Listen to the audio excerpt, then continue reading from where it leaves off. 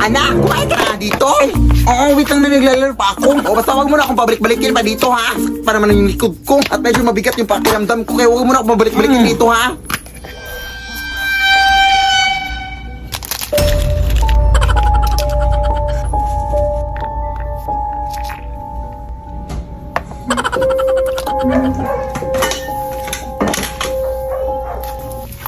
Ay wow, lumabas. Amoy mo siguro yung ulam, no? Buti naman naamoy mo pa yung ulam kahit nanlalaban yung amoy ng putok. Buto ka na dito.